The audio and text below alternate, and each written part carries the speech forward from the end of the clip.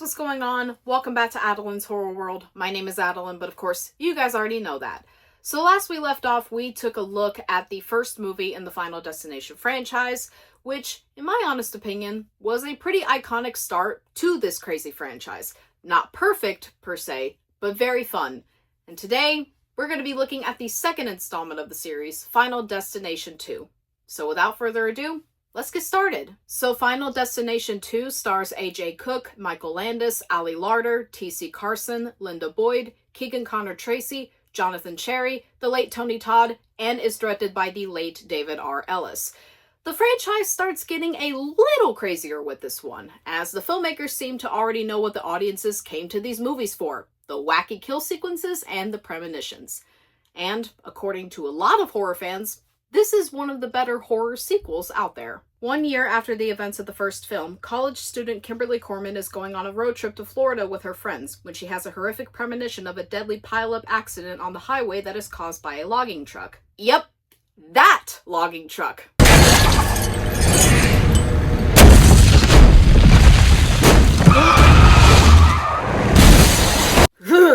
In her rush to stop it from taking place, she stalls her car and prevents several people from perishing in the pileup when it does take place: Evan Lewis, Tim and Nora Carpenter, Kat Jennings, Rory Peters, Eugene Dix, Isabella Hudson, and Thomas Burke. However, death begins claiming victims a lot faster than before, as Kimberly's decision to cheat death kickstarts the next design. In desperation, Kimberly seeks the help of Clear Rivers and comes to a realization: the order of death's design is now going backwards, and the survivors have more connections to each other than initially thought. So the development for the second film began not long after the first film's release, with Jeffrey Reddick saying that he wanted to expand the mythology that the first one had begun, while not telling the exact same story as the original. Obviously, you don't want to do this with a sequel. James Wong and Glenn Morgan, who worked on the first film, were unavailable to make this one, as they were committed to other projects at the time. So the late David R. Ellis was hired on to direct, and he was most known for being a second unit director and a stunt coordinator. Second unit directors are the people that film the biggest moments in action scenes, B-roll footage, and so on. Craig Perry and Warren Zide returned to finance the film, with Perry saying that he jumped on the opportunity to work on a sequel despite being completely satisfied with working on just the first movie. And he's been a part of this franchise ever since, helping with every single sequel. Filming ran from February to May of 2002, primarily in Vancouver, and a lot of the kill sequences and premonition moments were entirely practical, such as the majority of the pileup sequence. Yep, actual explosions did take place, and cars were actually flipped over on a closed-off highway for this scene, which is completely fucking insane to me, but I'll get to that later. I believe that the only CGI that was used for this scene was for the logs themselves, as they attempted to use real ones, but they wouldn't bounce enough. While Ali Larter does return as Clear Rivers, you might know that there is a noticeably missing Alex Browning here, and it's still somewhat up in the air as to why Devon Sawa didn't return for the second film. Perry says that it was due to the narrative itself. Others believed that Sawa had a contract dispute with New Line Cinema because his salary was deducted. Even Sawa has said that he just wasn't capable of working at the time. Alas, the answer kind of remains all over the place.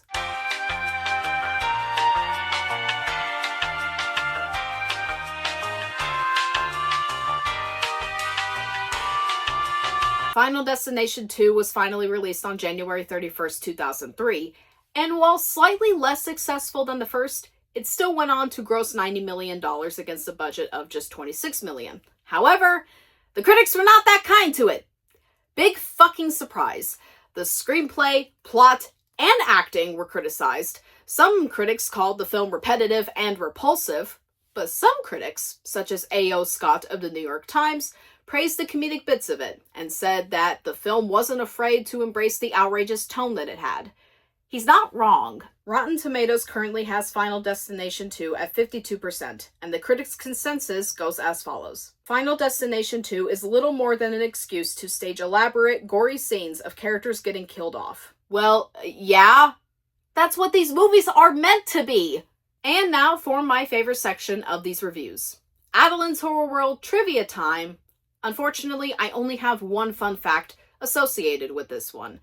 And while it is more so relevant to the later films, it does involve characters from this movie. So, here we go. Did you know that Kimberly and Burke were originally going to die in Final Destination 3? In the original ending for that film, they would have wound up on the same subway that Wendy, Kevin, and Julie are on, and death would have killed all 5 of them in one fell swoop. However, one of the actors was unavailable, so this never happened. In the Choose Their Fates special feature of the 3rd film, there's a deleted scene that says Kimberly and Burke fell into a wood chipper and died in between films. However, with Final Destination Bloodlines, this has now been retconned, confirming that Kimberly and Burke are the only 2 survivors of the entire franchise. So Final Destination 2 was always a favorite of mine growing up. As I mentioned in my review of the first film, I saw this one on VHS when I was but a wee young lass, and this film has stuck with me ever since for very obvious reasons. I rewatched it for this review just to see if I still enjoy it, and I do. I still love the hell out of this film. It might be my favorite for how wacky and ridiculous it gets, but I'll have to verify that when I watch the rest of the films. It's definitely a high point of the franchise, though, and for some fans, it's even the peak of the franchise for them.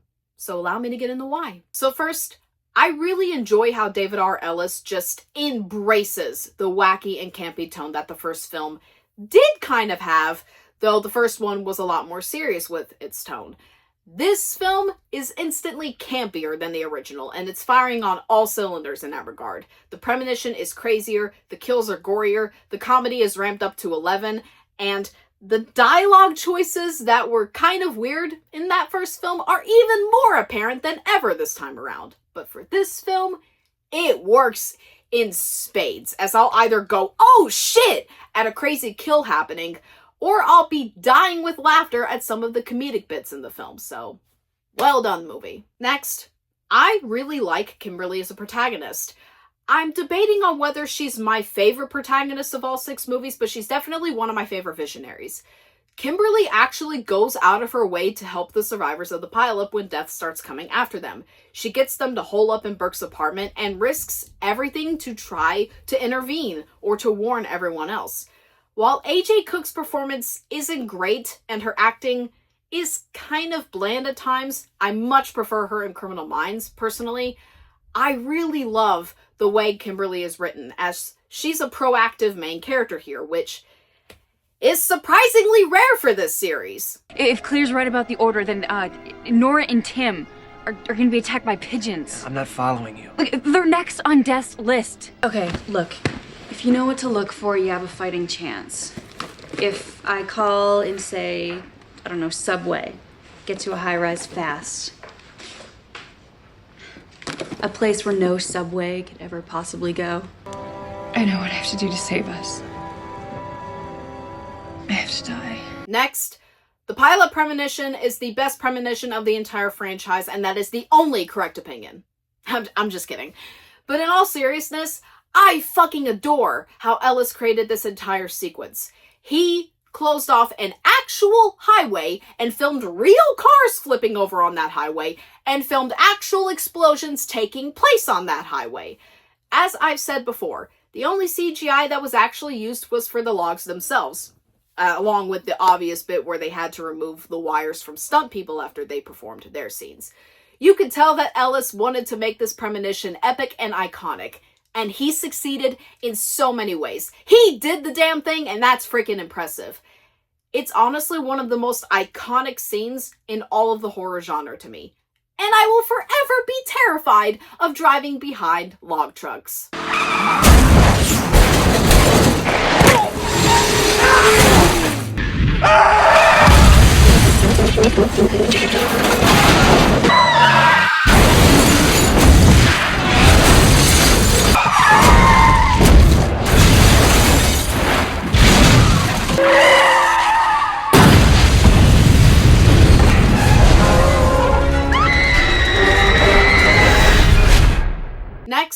Going along with the premonition, the kills, for the most part, are fucking phenomenal. They're a lot grosser than they were in the first one, and while some of them are unfortunately covered up with some CGI, most of them are completely practical. Tim's death is a top 5 death of the series for me. Evan's death is shocking and sudden, and it leaves you stunned for quite a long time afterwards. Nora's death is straight up traumatic and heartbreaking, and Kat's and Rory's deaths come completely out of nowhere, despite how predictable they are because they're on death's list. These are all just really great death sequences. Jesus Christ!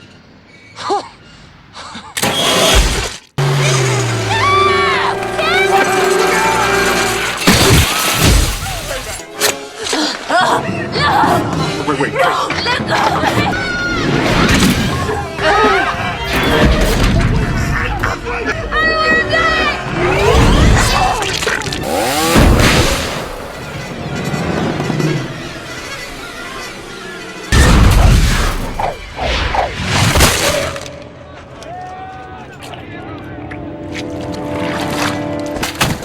Even the kill sequence that I don't like at all, which is Clear and Eugene dying, looks so fucking ridiculous. It's edited so poorly, the CGI is so bad, and it's so out of nowhere that it actually got me to laugh my fucking ass off on rewatch.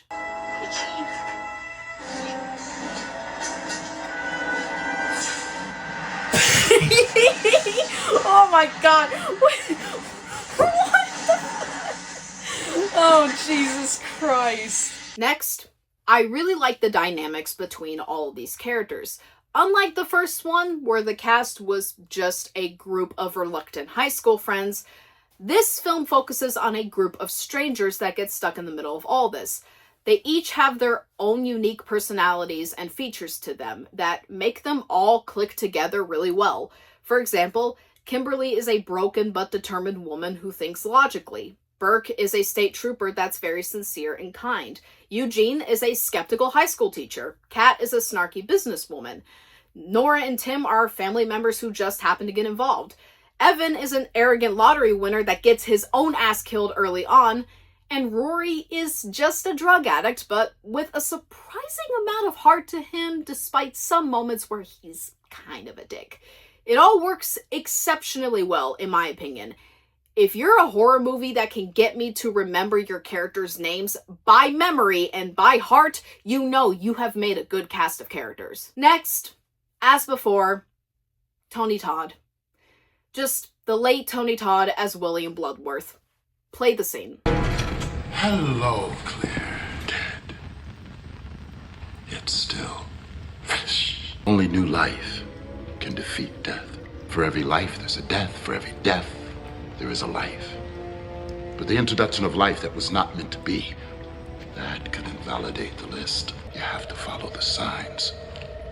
Kimberly. How do you know my name? And finally, a very simple positive. Kimberly and Burke are the only 2 confirmed survivors of the entire franchise. Do not listen to what that retcon deleted scene in 3 told you. Listen to what Bloodlines told you. They are the only confirmed survivors, which means they are the only characters in the series that have successfully broke the chain and defeated death. I know that's right. I know that's right. At least it was them. Moving on to my mixed elements, of which I only have one. And once again, it has to do with the stupid character decisions. Now, it's only a mixed element here, as, to my shock on rewatch, it actually wasn't as bad in this film as it was in the first, or as it gets in the sequels. Who knows, my mind on that might change when I rewatch the sequels too, but we'll see. It primarily has to do with the scene where Evan is in his apartment, and it's right before he gets killed. The entire build-up to his death is questionable, as there is no logical way that a real person on this planet would not pick up that there is clearly something wrong here. That there's clearly something weird going on, especially with all the elaborate setups that lead to his death. And Evan makes every fucking wrong decision in the book. Again, like I said before, you're just making it easy for death to get your ass. Sure, Evan, why don't you toss out the skillet of leftover spaghetti instead of just dumping it in the garbage disposal? Yeah, Evan, go ahead and heat up those noodles in the microwave and completely fucking ignore the magnet that dropped in it.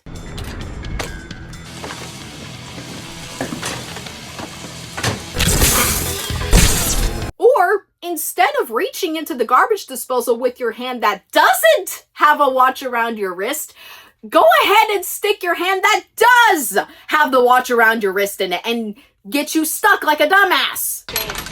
Bye. Little bastard. Yeah, just go ahead and use a towel to whack at the skillet that's on fire so that you can start the fire that happens in the apartment. I can't with this movie, what the fuck?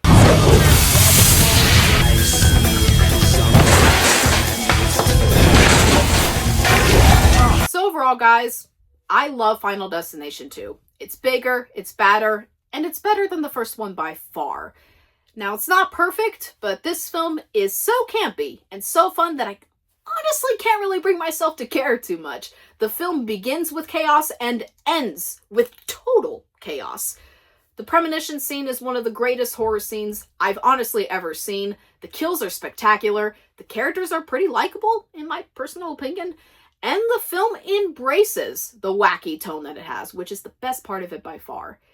If you have not seen this film, you are really missing out. It's such a fun time in my honest opinion, and I highly recommend it to anybody that's new to the genre. I'm going to give Final Destination 2 an A-. So, what do you guys think of Final Destination 2? Do you like this movie? Do you hate this movie? Do you love this movie? Or is it just in the middle for you? Let me know and we can discuss it in the comments below. Also, go ahead and let me know where this film falls in your ranking of the franchise. So anyways, be looking forward to my next review, which will be covering the honestly popular third installment of the franchise, Final Destination 3, which, by the way, was the very first film of the series that I ever watched. So I'm kind of looking forward to revisiting it. Kind of. Also, if you're new to the channel, be sure to like the video, subscribe to the channel, and switch your notification settings to all. That way you can be notified for all future videos and content here on the channel. So anyways, guys, I guess that's pretty much it. So anyways, I'm Adeline. This is Adeline's Horror World, of course. You guys already know that. I love all you guys to death. And until next time,